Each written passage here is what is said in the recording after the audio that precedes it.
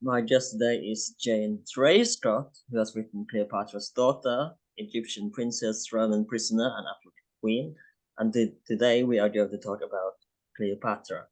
And I'm going to add as well that there might be minor disturbances today because I'm not in my home office. I'm in a more public place. It's a bit quiet here where I'm currently at, but there might be minor disturbances. So I'm so sorry if there are.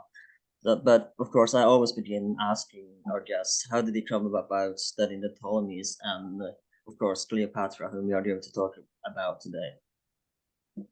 Right. So I'm a Roman historian. I've been studying Roman history since I went to university.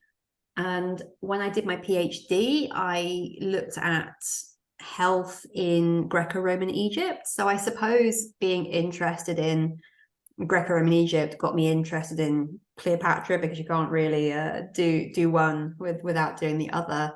And because I've ended up teaching a course on Cleopatra at the University of Glasgow, I've found myself, I suppose, thinking more and more about her over the last few years, and that's led me to research her and write about her and talk about her to anyone who's interested in listening. So that is it in a nutshell.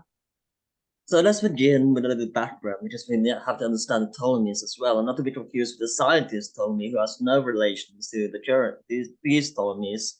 So that, of course, they begin with the rise by the fall of Alexander's empire after his death, and that would pave the way for the dynasty until the fall of Cleopatra. So let's begin with a little background history on the Ptolemies. So the founder of the dynasty is called Ptolemy Soter, and he is one of Alexander the Great's companions and one of his generals. And when Alexander dies and his empire is divided up between all of his former companions and generals, Ptolemy chooses Egypt. It's a very good choice. It is a very, very wealthy kingdom. It's very rich in natural resources, both things like grain and other crops because of the annual inundation of the Nile, but also things like metals and minerals in the quarries in the desert. And it also has the Red Sea trade with India and China. And it's also very easily protectable as well. And because the companions, the new kings, were all very fractious and declared war on each other quite a bit. You know, there was a lot of upheaval in the wake of Alexander's death and the establishment of these new kingdoms, and they were all basically trying to get one over on each other and amass more and more territory at each other's expense. Ptolemy wanted to have a sort of defendable kingdom, and so Egypt is great for that, really. And so this is at the very end of the 4th century BCE when he's establishing his kingdom. And then we go down through the generations all the way to Ptolemy the 12th in the early to mid 1st century BCE. And Cleopatra is one of his children, one of his daughters, and she is born in around 69 BCE. She's his second daughter. He has an older daughter, Berenike, then Cleopatra, then a younger daughter, Arsinoe, and then 2 sons who would go on to be Ptolemy the 13th and Ptolemy the 14th. I should also mention that she isn't the only Cleopatra in the dynasty. So if you read about the Ptolemies, there's quite a few Cleopatras down there. So she isn't the first Cleopatra either. Yes, exactly. Cleopatra is a very sort of popular Greek name, Macedonian name, and it's part of dynasty from quite early on. And so the Cleopatra that we're talking about today is actually the 7th Cleopatra. So when she's written about in ancient history textbooks, we refer to her as Cleopatra the 7th. And of course, we discussed this in our episode with Adrian Jones a while ago on Julius Caesar, because they were quite kind of like the Habsburgs in a way. They were quite incestuous in the Ptolemy dynasties, and we discussed this that she might have been the result of a concubine, because she doesn't seem to be have the Habsburg jaw or any sign of the incest incest traits that you find that can become quite common after a few generations. It doesn't seem to have any traces of that. So we discussed that she could be the result of a concubine. That's true, and that's how she was how she doesn't have this Habsburg traits, to put it that way. Well, the Ptolemies do practice incestuous marriage, brother-sister marriage, but there is this question mark over whether these were full consummated marriages or just sort of diplomatic marriages. So the first Ptolemies to do this, Ptolemy II and his sister Arsinoe, they don't have any children.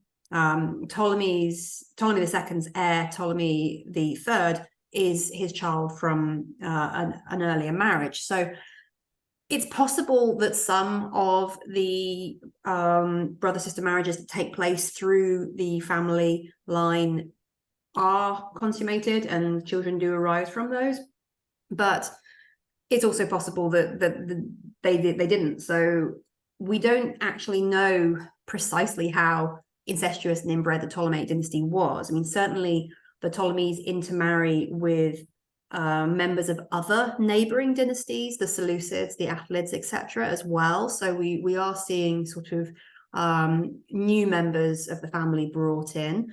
And so when it comes down to Cleopatra, her father, Ptolemy XII, is actually he's illegitimate. He is not the son of his father and his father's wife. He is the son of his father and a mistress. So we don't know who his mother was. And likewise, we don't know who Cleopatra's mother was. So again, she could have been the child of a mistress, because Strabo, an ancient geographer who writes about Egypt, he writes that only Berenike, Ptolemy XII's eldest daughter, was legitimate, so from his marriage, and the younger 4 children were illegitimate, so from someone else. And so yes, I don't think we need to worry about Cleopatra being inbred or anything like that. Another thing I wanted to discuss before we go into her life as well is that we don't really know what she looked like. We do have the famous bun behind her head on the statue, but that's about it. We don't really know. She has been described as beautiful, but some historians doubt that it was more her intelligence that made her beautiful. She wasn't necessarily beautiful in the sense that we think of beautiful, but we don't, and again, we don't really know what she looked like either. Absolutely. It's very late writers like Cassius Dio, so hundreds of years after Cleopatra's death, that start calling her beautiful and explaining that her appeal to Caesar and Antony and potentially Octavian as well was down to how beautiful and sexy she was. Whereas Plutarch, who he was writing after Cleopatra's death, but he was using information from people who had known her at the time. His grandfather had contacts in the royal court, so they had some family stories. So Plutarch tells us that it's not that she's beautiful, it's not that she's not beautiful, it's just that her appeal and her charm is to do with her personality and her charisma. And so we know that she was very intelligent, and we know that she was very well educated. And we know, based on what Plutarch tells us, that she had a beautiful speaking voice and was very good at sort of conversation and I guess what we today would call people skills. She was very good at sort of manipulating people, at presenting herself to people in a way that would appeal to them. So she's different with Caesar than she is with Antony, and then she's different again with Octavian. So yes, I think this is a case of a woman who is appealing because of her personality and the fact that she's extremely wealthy and has a lot of money that Romans want to make use of. So let's talk about her upbringing in the Ptolemy. What was it like to be a Ptolemy child? And we talked about education, and of course it must seem quite a lot of education, considering she spoke well over 4 languages, I believe 7 if I remember correctly. And so talk about education under the Ptolemies and in for Cleopatra and her upbringing. So we don't know anything for sure about her upbringing or the upbringing of any of her siblings, really, because ancient authors are not interested in they do not care really to record childhood, even of famous people, unless something strange happens that throws a light on who they later become, something that can be attributed to the gods. So Cleopatra well, she would have been born in Egypt, probably in Alexandria. She would have spent her childhood in Alexandria at the royal court. She would have been very well educated, because that's something that Hellenistic royal families, they do care very much about education. It's something that they all compete with each other about. And Hellenistic monarchs are very educated and cultured. They write their own scholarship. They speak a lot of languages. They do all sorts of medical experimentation and things like that. So Cleopatra had the benefit of growing up next to the Great Library and the Museum, and there are a whole lot of very important intellectuals who work out of those places. And so she was probably educated using the resources of the library and the resources of this circle of intellectuals, because we do hear about her being interested in medicine and pharmacy and pharmacology and toxicology and cosmetics and even alchemy potentially. So she is clearly very she has a very inquiring mind, and she puts that to good use. And obviously she would have been educated in things like diplomacy as well, and what was required to rule a kingdom, because the Ptolemies don't just reign, they rule. They are the commanders of the armed forces. They are the ultimate sort of person to whom you can petition on the administrative side about things to do with the law and with money and everything else. So let's talk about her marriage to her brother, which of course we all know how that ends up. But let's talk about how old were they when they got married, Ptolemy and Cleopatra? Well, the Ptolemies need to have a king and a queen. It's very, very unusual for a king or a queen to reign by themselves, and it doesn't tend to last for very long or go very well when they try. So it's standard to have a king and a queen. And because Cleopatra's father dies in around 51 BCE, he names her as his oldest surviving daughter and Ptolemy XIII as his oldest surviving son, as king and queen, joint rulers. Now, Cleopatra at this time is about 18. So, she's basically an adult woman. And Ptolemy XIII is about 10. So he's a child. He is really not particularly significant as far as his ability to rule is concerned. He has a bunch of advisors, Pothinus, Achilles, who do it for him. And so when we hear about the power struggles between Cleopatra and Ptolemy XIII in the first couple of years, so from 51 BCE, Cleopatra initially tries to marginalize Ptolemy XIII and rule mainly by herself. And then from about 49, Ptolemy XIII manages to depose Cleopatra and take power. What we're really hearing about are struggles between their political factions. I mean, Cleopatra as an adult is obviously wielding influence herself, but Ptolemy XIII, it's because he's got adult male advisors who are doing it for him.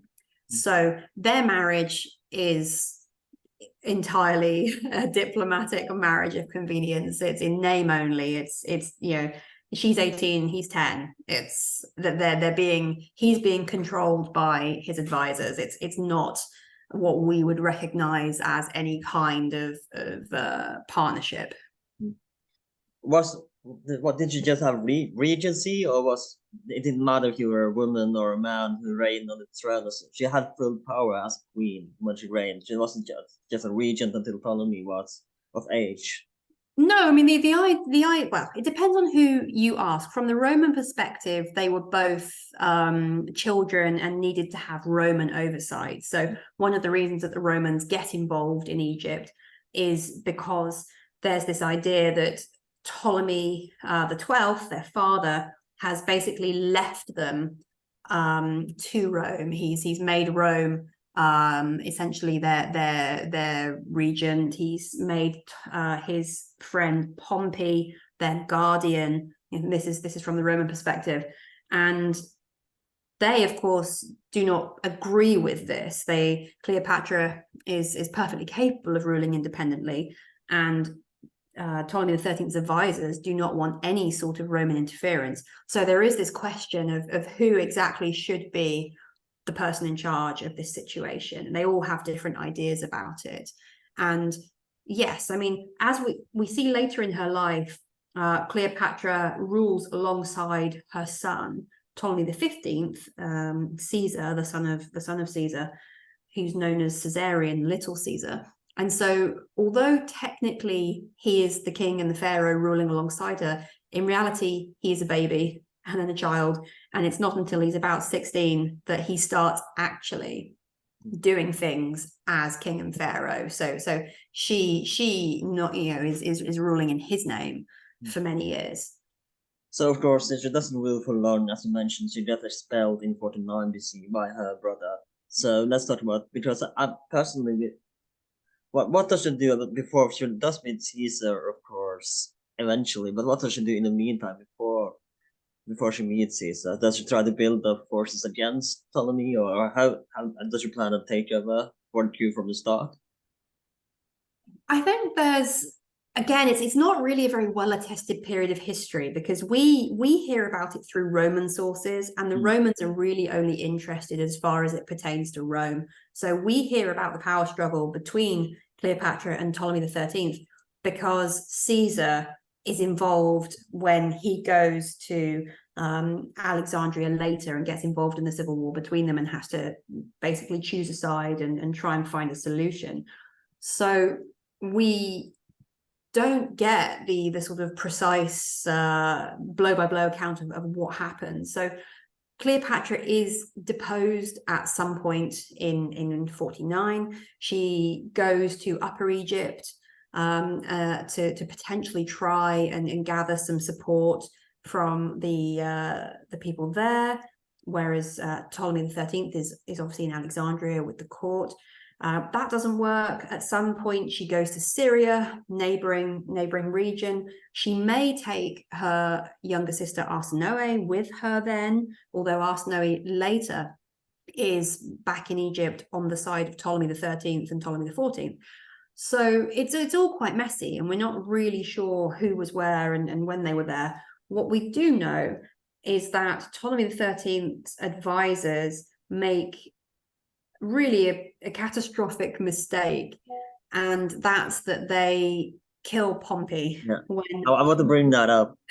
Yeah, because as you know, there's Caesar at this point has crossed the Rubicon, of course, and there was a civil war. As you know, the Romans love their civil wars, and Pompey eventually end up losing and flees to Egypt, and there Ptolemy capture him, and as you said, he behead him, and he shows Caesar his head on a plate, as they say, the story goes. So, let's talk about Caesar's arrival in Egypt and how he's almost weep when he sees Pompey's head on a plate and what goes on there. So let's talk about Caesar's stay in Egypt, which is, of course, one of the more famous aspects of Cleopatra's life. Yeah, so Pompey has come to Egypt because Caesar has really rather decisively defeated him in battle in the civil war and in this particular stage of the civil war. So Pompey comes to Egypt hoping that he can get help basically from Cleopatra and Ptolemy XIII to rebuild his forces and his war chest and everything else. He's mistaken. Ptolemy XIII, Cleopatra's not there. She's gone. Ptolemy XIII's advisors do not want to get involved in a Roman civil war. They do not want Roman interference in their kingdom, taking control of their charge, Ptolemy XIII. So they ambush Pompey, they murder him, they cut off his head, and when Caesar arrives in Egypt, chasing Pompey, just a little while later, and is confronted with Pompey's head on a plate, in a box, however you want to sort of imagine it, he is probably, on the one hand, a little bit relieved because the death of Pompey means, the death of his opponent, but he is also, Pompey was his friend and his ally. At one point, Pompey was his son-in-law and the father of his grandchild before his daughter and his grandchild died. So he and Pompey have been close for many years. And it's also massively disrespectful to Rome for such a thing to happen. And so he's grief-stricken and he's furious, and he basically wants to sort the situation out to Rome's satisfaction, really, because Ptolemy XII owed a lot of money to various Romans, including Caesar. He wants that money back. He needs that money for his wars and his initiatives at home. And Egypt needs to be stable because they need the grain and all the other natural resources that they were the breadbasket at the time to Rome. Yeah, exactly. Because of the Nile and the inundation and the sort of agricultural fertility of Egypt, it was a huge source of Egyptian grain. And so Caesar really needs to get Egypt under control so that he can get back to doing everything else that he needs to do. So he's not endeared to Ptolemy XIII because of the head on a plate. Cleopatra sees her opportunity. She arranges a meeting with Caesar, and we have the story of her being wrapped in a carpet or in a bag or something like that, and being sort of dumped out at his feet. However she got into the palace, she did so secretly. She has this meeting with Caesar. She clearly proves to him that she is capable of ruling Egypt. And when the next morning... And they did even more than just talking, as we know. Well, maybe, I don't know, at that stage, maybe later, but certainly the next morning after their meeting, when Caesar and Cleopatra appear together, Ptolemy XIII has a massive tantrum and is not happy about it. But to all intents and purposes, Caesar says, I am going to enforce the terms of your father's will. You are ruling together. That's that. And well, it's not that. There is then a sort of civil war in Alexandria over the next few months while Ptolemy XIII's faction fight Cleopatra and Caesar's faction. But ultimately, what happens is Ptolemy XIII dies in battle, or at least he falls off his ship in the middle of a battle and drowns in full armor in the Nile, which means that the crown passes to Ptolemy XIV, the youngest brother, and Cleopatra and Ptolemy XIV are set up as king and queen of Egypt. Cleopatra has Caesar's baby, or a baby that she claims is Caesar's. Caesar doesn't argue with her about this.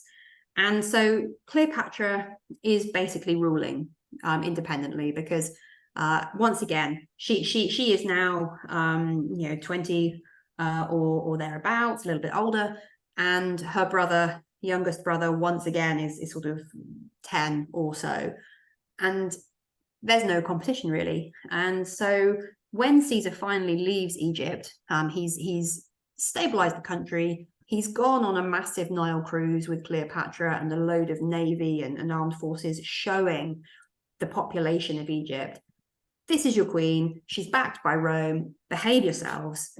He leaves, and Cleopatra is then left in charge of Egypt. And of course, she's left alone because she does get a pregnancy after Caesar leaves Egypt to the infamous Caesarean.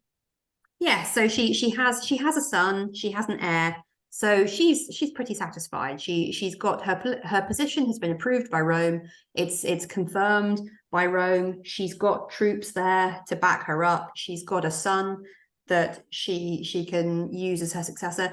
And once she has her son Caesarion, her brother mysteriously dies because he is now irrelevant and surplus to requirements. So Ptolemy XIV dies, and he is replaced as her co-ruler by the baby Caesarion. So to all intents and purposes, Cleopatra is ruling Egypt alone as queen regnant.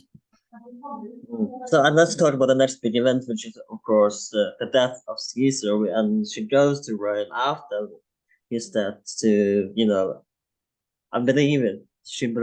Does she believe that Caesarion should be the rightful heir, her son of Caesar, or does she just want,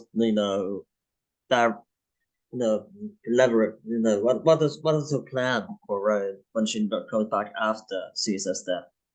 Well, so Cleopatra is in Rome in 44 when Caesar is assassinated, and she leaves pretty quickly because it's not a safe place for her to be, for Caesarion to be. There's a lot of civil unrest in Rome over the coming months.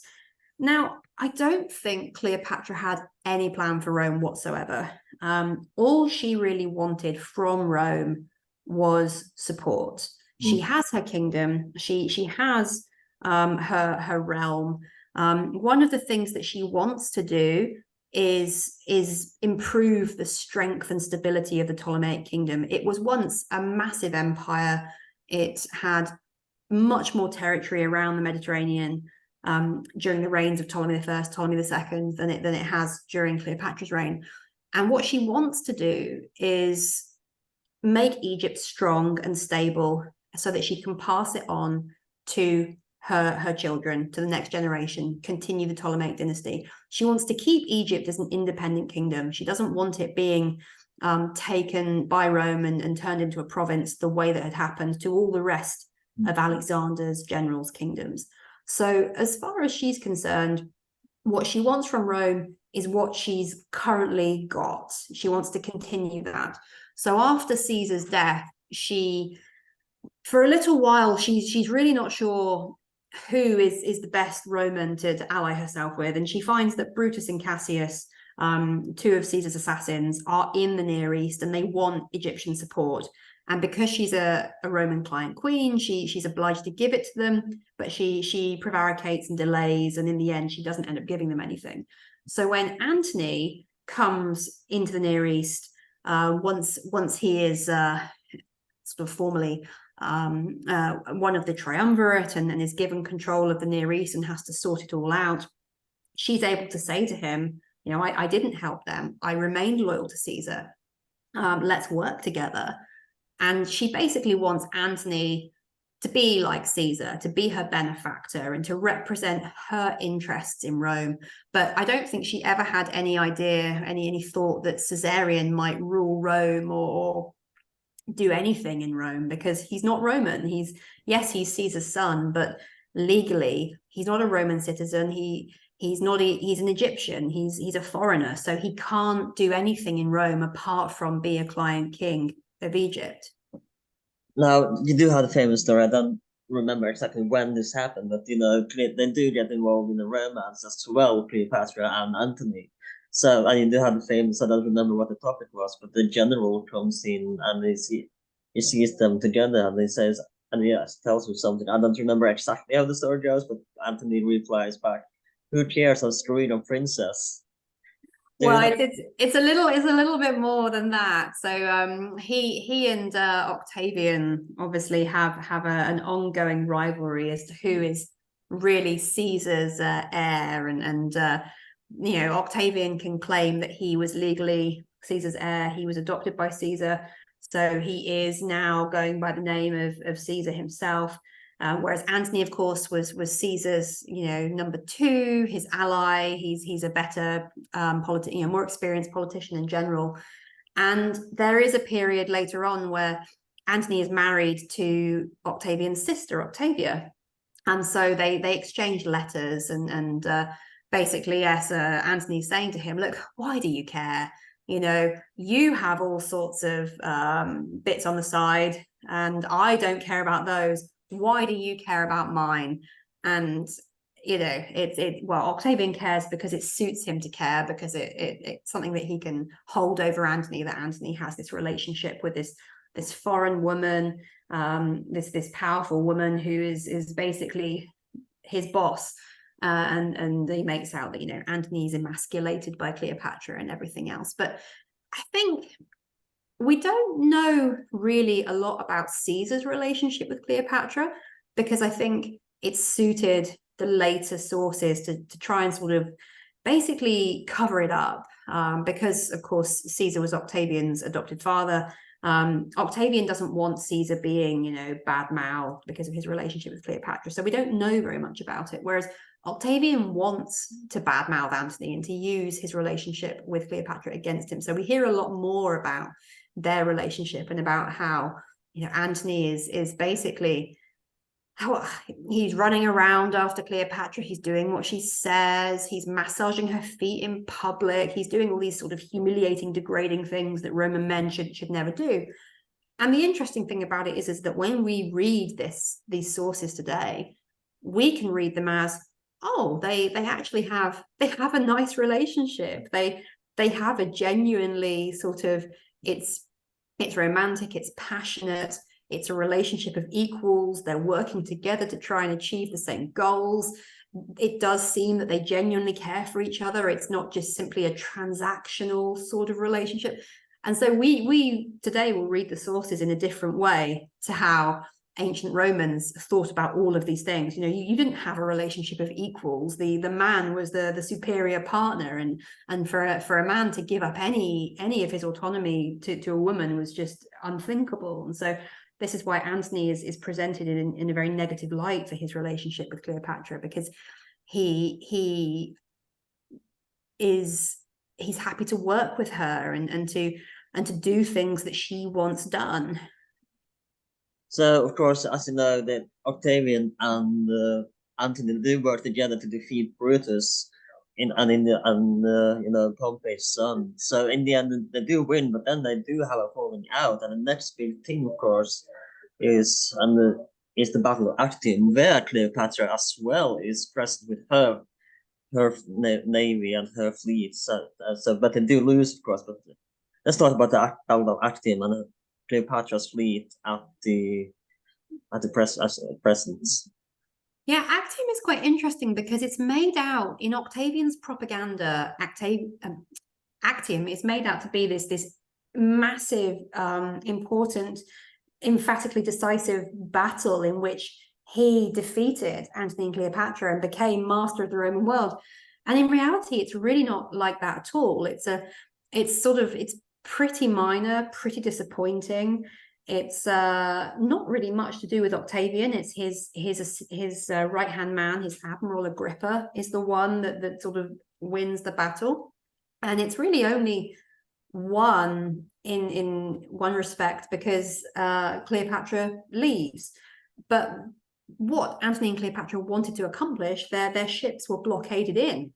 So they wanted to break through the blockade and get out away from Actium, and they managed to do that. But because they left, it's painted as a defeat for Antony. But of course, it's another year before Octavian actually goes to Alexandria and invades Egypt. So there's a whole year after Actium where Cleopatra is still queen. Antony is still triumvir. There's a whole lot of diplomatic activity and embassies going between the different groups. And Antony still has a lot of Romans on his side, a lot of senators with him, a lot of consuls. He still has his legions, etc. So when Octavian, and when he's Augustus as well later, when he promotes Actium and he puts it up in stone reliefs and has arches and all sorts of displays and coins and all those sorts of things, and it's written about in poetry by Virgil, it's made out to be a big deal. And really that's a sort of retrospective sort of rewriting of the history to make it a bigger deal. So it's the foundation of his authority, but it's not really a very strong foundation. It takes what happens the following year when he and his army finally get to Egypt and Antony's forces basically desert him at that point. That's when the decision is made, right, okay, Octavian is the winner here. And of course, they do get, and she do get another kids by Antony as well. So let's talk about the birth of Alexander, Hellas, and Cleopatra, etc. Yeah, so this is one of the things about Cleopatra. Not etc.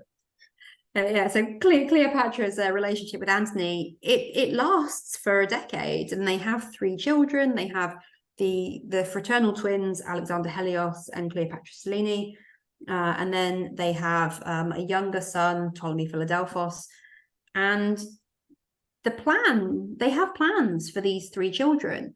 These 3 children are going to be kings and a queen themselves. They give them territories. They have an idea that in the Near East, they will rule their own kingdoms under the sort of umbrella of Cleopatra. So there is an idea for their dynasty, basically, for Cleopatra's dynasty and then her own and Antony's dynasty.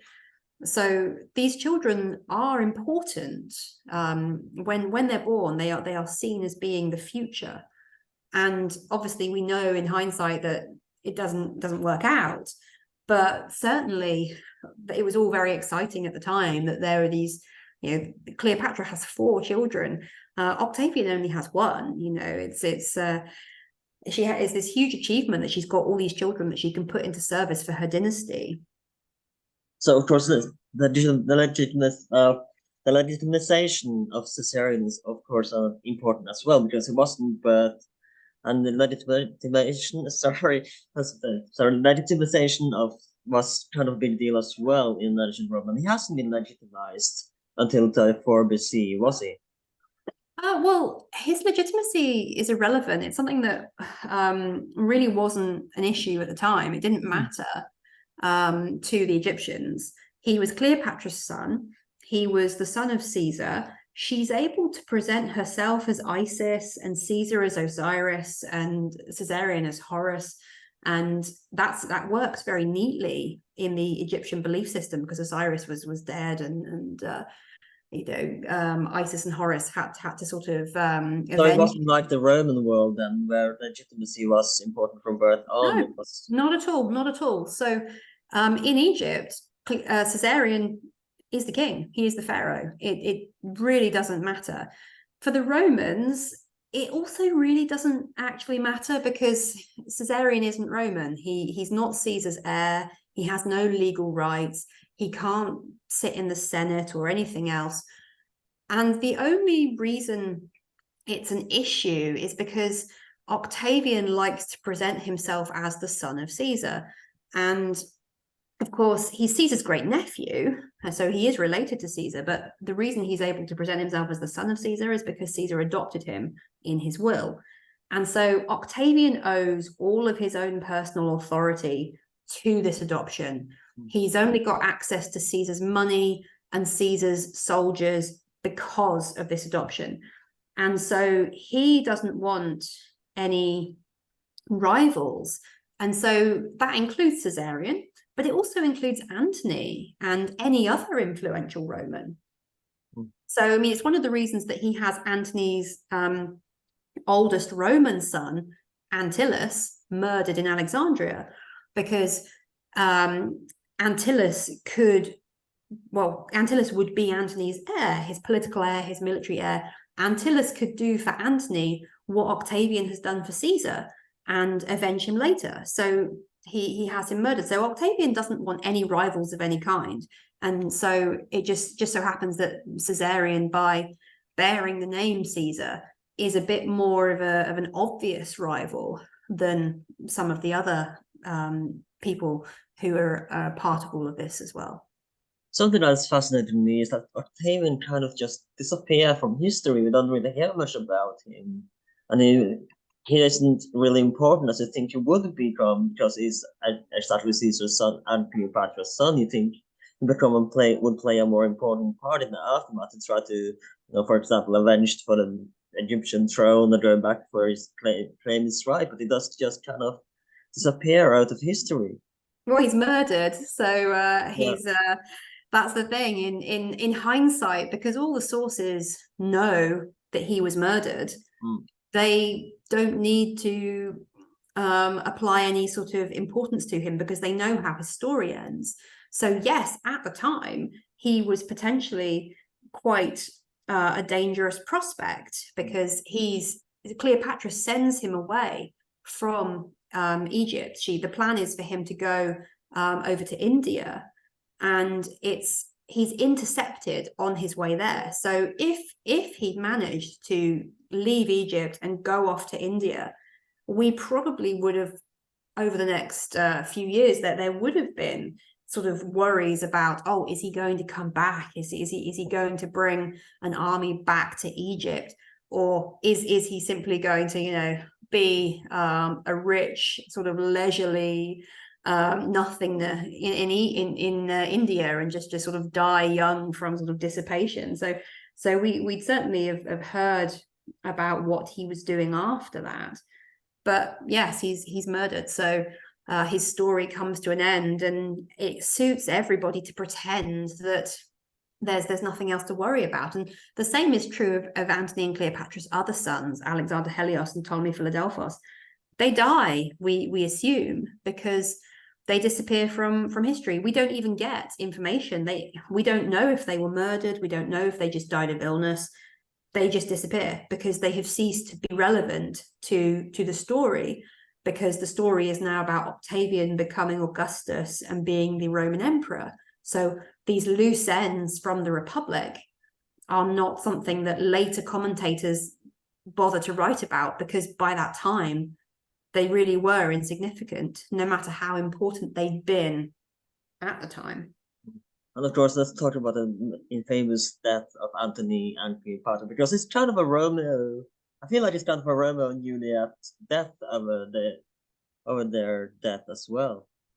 Yeah, it's got a little bit of everything. It's very sad and very tragic. It's also got a bit of comedy, and it's also got a bit of mystery to it as well. So by the time we get to the summer of 30, Cleopatra has basically washed her hands of Antony. He has ceased to be useful to her. He's actually actively harmful at this point. You know, she's been writing to Octavian. She has been proposing to him things like, you know, she could abdicate in favor of the children. She could, you know, give him Antony, and Octavian has made it clear that yes, Antony's got to go. For there to be any sort of future for Cleopatra, for her children, for the dynasty, Antony's got to be taken out of the equation. So he is now a liability for her. And so she writes to him. She writes him a letter telling him that she has committed suicide. And so he's so distraught about this that he then tries to commit suicide himself. He doesn't make a success of it. He injures himself quite badly. Then he finds out that she's not actually dead. And so he drags himself sort of through the palace to Cleopatra's mausoleum, where she's barricaded herself inside with all of her treasure. And he manages to sort of climb up through the window into the mausoleum. She manages to picture him dragging himself over the palace. It's in London, just trying to get to Cleopatra. You can really match in the scene there. It is. I mean, it must have been sort of simultaneously hilarious and horrible to see this poor, bleeding, disemboweled man trying to kind of climb in through this window, and Cleopatra and her maids trying to kind of pull him in. Must have been like a sight to behold. So then in the mausoleum, he dies in her arms, and she is apparently grief-stricken by this. But before she can do anything else, the Romans manage to break in, and so she tries to stab herself in the chest. They stop her, they disarm her. She's then put under house arrest in the palace for the next couple of weeks. She tries to starve herself to death. Octavian threatens to kill her children to sort of make her eat. So she starts eating. She still thinks at that point that she can potentially salvage the situation. She thinks that they can come to an agreement. Antony's dead, he's out of the way. So she thinks she can either stay in power in Egypt, or she can abdicate in favor of her children. But she realizes that no, that's not what's going to happen. Octavian is going to seize Egypt, turn it into a Roman province, and he will take her back to Rome, and he will put her on display in his triumph. And then either he will murder her, because that can sometimes happen. Caesar had Vercingetorix, one of the Gallic kings, murdered after his triumph. Or she lives in obscurity under house arrest in some villa in Rome, and she doesn't really want to do that either. So that's when she poisons herself in some way that the Romans don't really know. So I want to know how much. I do believe Shakespeare used Plutarch for his plays about Caesar and Mark Antony and Cleopatra. How much of the death scene in his play is an invention on how accurately did he get the death scene of Cleopatra and Antony? Well, there were witnesses. They had plenty of witnesses, both on the street in Alexandria, outside the mausoleum, inside the mausoleum. There were staff, and this is what we have to remember. When the sources don't necessarily tell us this, but wealthy people in antiquity were always attended by enslaved people. So they always had staff around them. And the staff were basically seen as part of the furniture and not worth specifically mentioning, but they were there. And so we know that Cleopatra Olympos wrote about her death. And this is one of the sources that Plutarch uses for his later writing. And we know also that Plutarch's grandfather had friends in Alexandria. So I think the scenes are likely to be fairly accurate, because we do have named sources and named documents of where all the information came from. So what's in Plutarch is largely accurate. Then Shakespeare uses translations of Plutarch to write his plays. So the plays are, in some respects, are quite faithful to certain scenes from the life of Plutarch. And so I think it's probably more likely to be accurate than a lot of other ancient, events. Other Shakespeare plays. Like more accurate than Macbeth, for example. But as it turned out, I mean, people thought that Shakespeare's depiction of Richard III was all negative propaganda and all untrue. And then when they found Richard III, it turned out that actually he did have a spinal curvature and so on. So Shakespeare wasn't like making stuff up to sort of promote the Tudor dynasty. So yeah, maybe Shakespeare is actually quite accurate.